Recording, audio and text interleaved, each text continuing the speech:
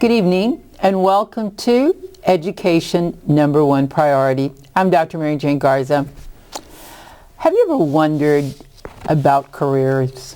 Have you ever said, I wonder what this career looks like? I wonder what this career involves. Have you ever said to yourself, oh, I wish I had an opportunity to go and visit so I could learn more about that? Or have you ever said to yourself, I really don't know why I've got to learn this math and this science and all of this. I just don't see the value. Well, there is a program that sort of answers all of those questions for that student who simply says, I don't understand why I'm learning all this. And today we have Dr. Rich Hammond, who will tell us about the program. And in 2011, I had asked him to join me. And now, 5 years later, it's still going on, and it's making an impact for our students. Welcome to Education Number One Priority. Thank you so much, Dr. Garza. It's my pleasure. Well, first of all, just talk about who Dr. Rich Hammons is, okay? And then the passion you have for this program. Well, I was born and raised here in Corpus, went to school across the street at Ray High School. Went off to the University of Texas, and as the years went by, I found myself more and more drawn to what they called at-risk programs. Programs for kids that weren't straight-laced, garden variety, just like everybody else. Maybe because I myself am an at-risk type person, I don't know, but my father was a minister. And he always said, reach out to the ones that need your help. And so maybe that's why I fell into the line of work that I'm in now. Ever since I did my dissertation at the University of Colorado on prevention of dropout kids way back in the 80s, I have worked with one program after another, whether it be Summer Connections, SPICE. I've been the principal at SLGC, at the Alternative High School Center. That's just kind of my passion. In the program that you sort of are the executive director, the president, is called what? H.E.L.P. H.E.L.P. And what does it stand? Well, it stands for HammonsEducation Leadership Programs. We sort of invented the name to go with the acronym. In other words, it was a reverse engineered job because H.E.L.P. is so many of our kids just need a little nudge. You're just at the right time, at the right place. So many kids don't know why they're in school, why they should, as you so accurately pointed out, why math? I'm never going to use this. And then you go out to the real world and you see, you need those communication skills. You need those math skills. You need the things that school teaches you to succeed in public life, which after all is the whole reason we have school. Right. Let's talk a little bit about that. You mentioned at risk, and when I visit with people, I always say, children are in at-risk situations, and unfortunately, when they do encounter that, they lose faith in the system, and then we call them a dropout. Yes.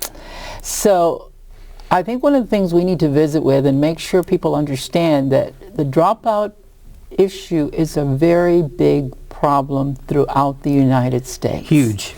And when you think of the fact that, as one researcher put it, imagine a yellow school bus crowded to the brim driving off a bridge into the water.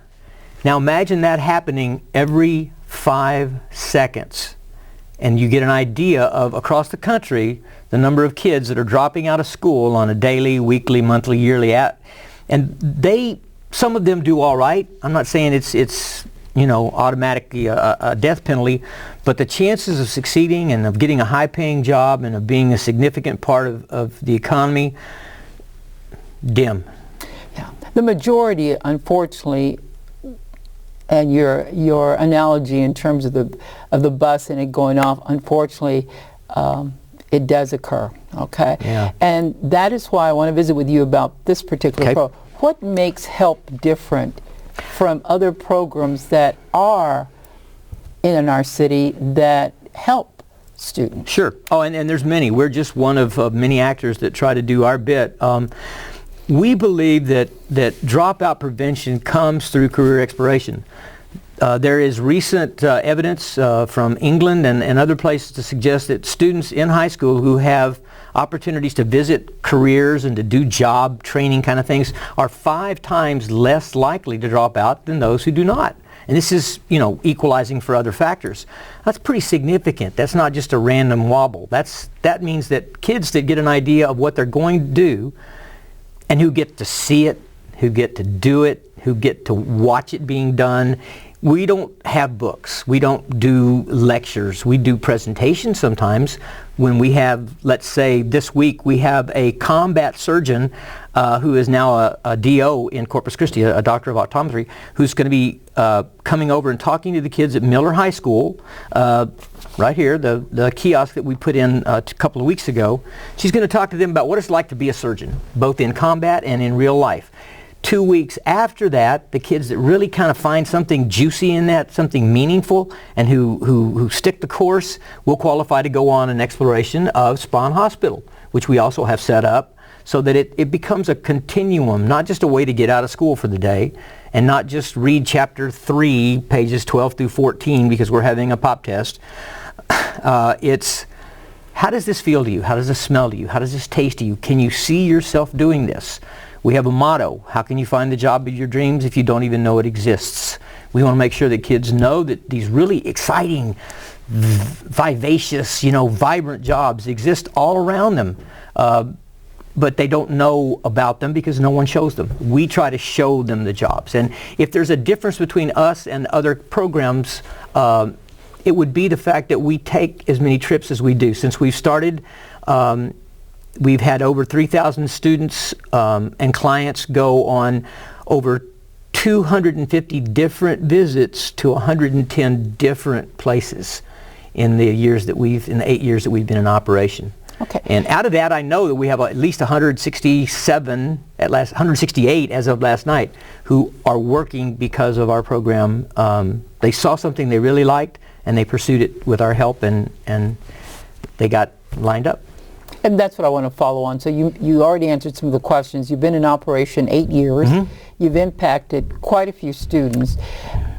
And you said 100 and so, but can you give us some specifics? Sure. Can you say, without names or whatever, this student I know is doing this student is doing this. And the reason is so people can hear this and say, okay, it not only did it make a difference, but here's somebody that is doing the following. Well, I have a guy that's diving in the waters off of Tanzania in Africa right now. He came in and we got him lined up with a scuba diving company, and the last I heard from him on the internet was that he was in Africa making a lot of money.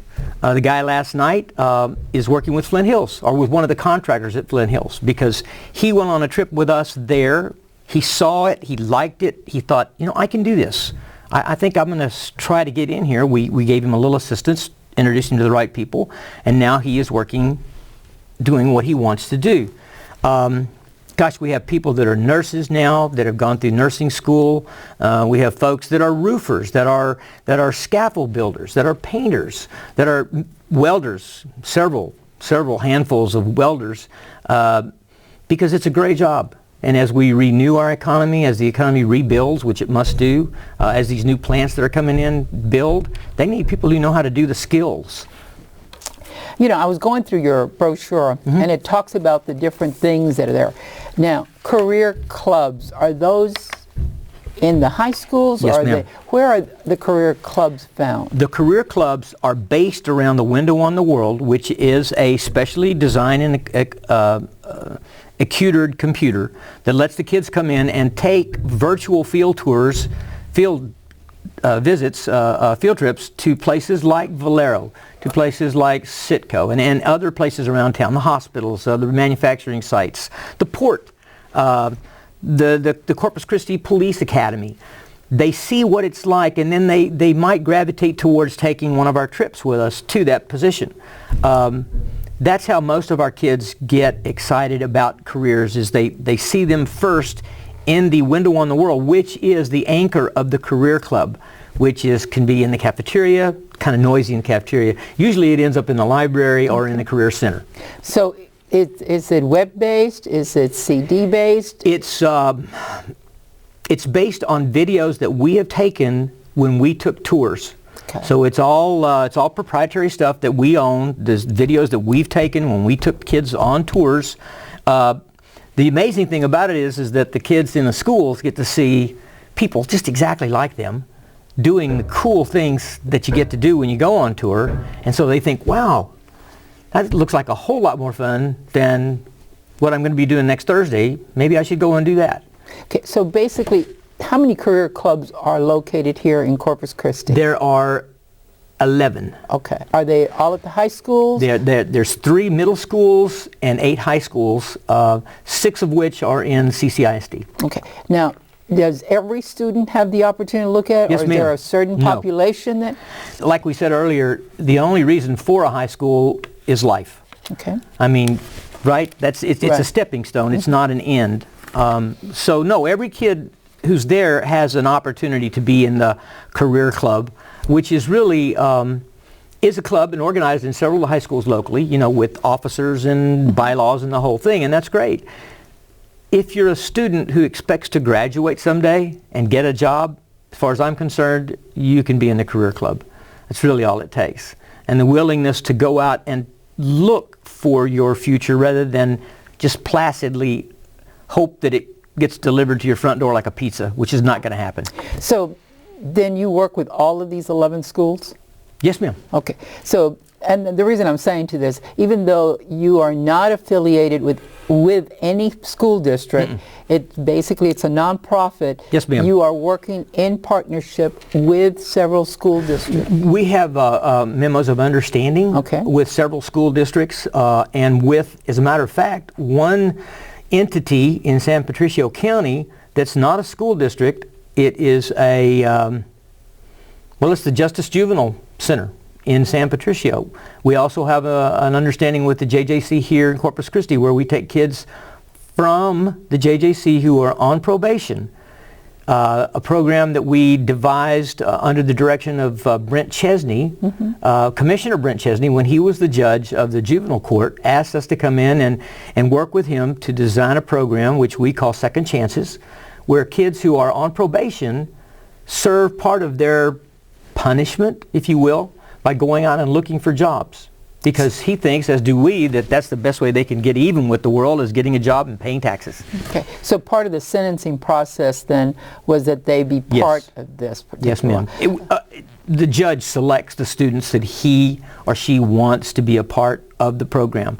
They have to show a certain inclination towards bettering themselves. What age level are we talking about that you particularly serve with your program? Well, junior high and high school, 14 through 17, 19. We do have some older clients that we get from the state through the Department of Assistive and Rehabilitative Services. That's the other, it's kind of like a stool. We work with the schools, we work with DARS, and we work with JJC. The DARS stool is the most specific one. Those are people who have disabilities. Okay. What does DARS stand for? Department of Assistive and Rehabilitative Services of the state of Texas. Okay. And DARS is for people that have, well, let's say scoliosis. Let's say they got run over by a truck. Let's say they have some other maladaptation that we help them level the playing field. We work with them more on a one-on-one basis and try to carve positions in the community that they can find work in, and that appeals to them, something they can do, and we really believe there's a job for everybody. Good, good. And how long have you been working with DARS? 6 years. 6 years. What are some examples of some of the students that you've been able, and the reason I ask you this, because it's very different from people saying, okay, this is all they can do. What I'm hearing you say is every person out there has an opportunity to decide what they can do. Well, you know, this happens to be the 25th anniversary of the Americans with Disabilities Act. Right. And that act was put into play because so many people's talents were being overlooked because they didn't fit the norms that people were looking for. We have one young man who really can't talk. He really can't communicate, but he owns the restaurant that he cleans up in the morning from 9 to 10 to 11 to 12 before lunch. Every salt shaker in there is done perfectly by him. Every napkin is folded just so. Every table is exactly polished. With the assistance of a helper that's provided to him by the state, he has joined the ranks of the employed. Never again, hopefully, knock on wood, to be a burden on the state, but instead to be, with a little help, a co-manufacturer, a co-owner, a co-conspirator towards the success of our society. Mm-hmm. So basically he's found something he can do successfully. Yes, ma'am. We looked around until we found something that he could do. Jobs like that are more prevalent. They're more obvious. They're more abundant than you know until you start looking. We have some people that, for example, they don't do real well in larger settings, but you put them on something small and intricate, like a watch, which has had a real problem getting people to come back into it. Right. So I have 3 boys studying watchmaking right now who are all disabled in the eyes of the world, but they're particularly abled, especially enabled when it comes to the small, tiny, meticulous, over and over work that I, quite frankly, could not do. Not my temperament. Okay. So in the 8 years that you've been working on this, so not only do you work with school districts, you work with state agencies, and the whole idea is let's see what a person can do successfully and what they will enjoy doing. Exactly. All right. So now let's also talk about the dropout again. And the reason I say that is because you mentioned the school bus, but another statistic that is alarming is that according to the College Board, there are 857 students that drop out of school every day in the United States. Here in the state of Texas, we have a major dropout program. Now, how do you think your program has impacted this in 8 years? It just so happens I did my dissertation at the University of Colorado on the decision to discontinue school, the factors that affect it.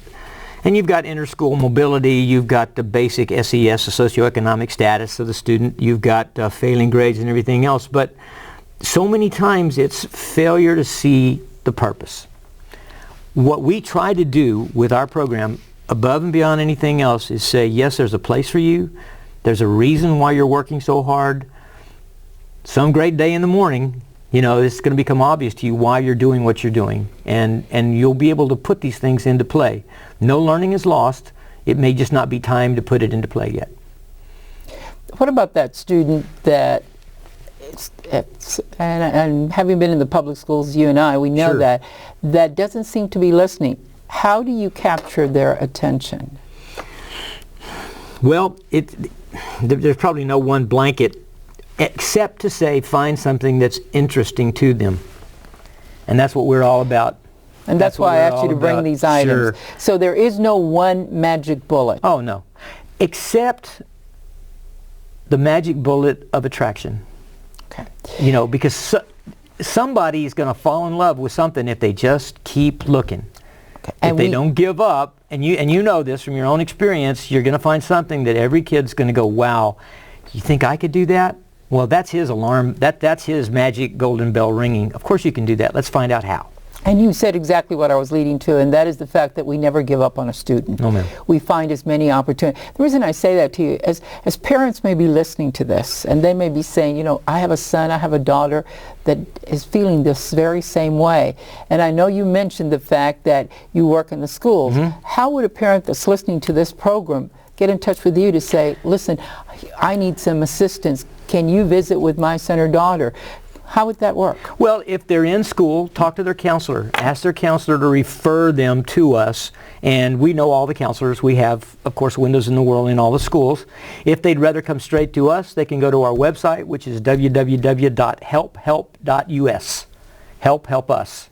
Okay. I mean, it's pretty simple. But basically going to the counselor, and all they have to ask is, we need someone from H.E.L.P. Okay. And that's easy enough. And well, yes, that is a simplification, but it's an accurate one. Yes. Okay. Now, let's visit about the program during the 8 years, and it's evolved continually. Okay. You've gone from, let me visit with you about that at the schools, to actually putting computers in the schools, putting softwares in the schools.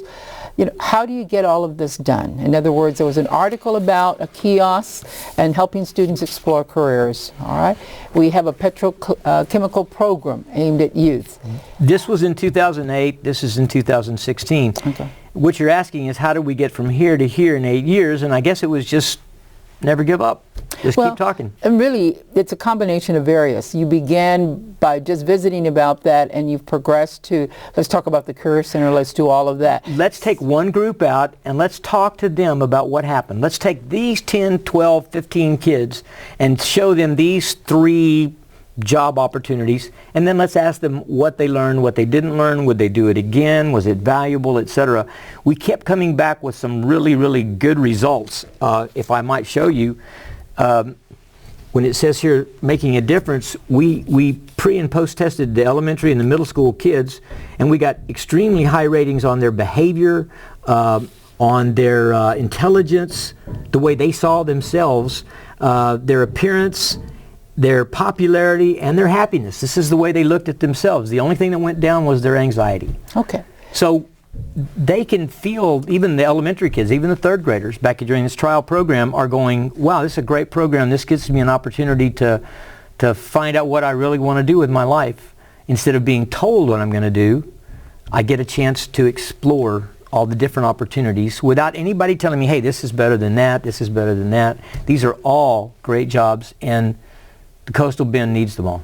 Okay, and I'm glad you mentioned that, because as adults we have a way of saying to, well, you might like this or you might like this, but basically or even parents that'll say, you know, this is what you need to do. This program allows students to explore what they want to do.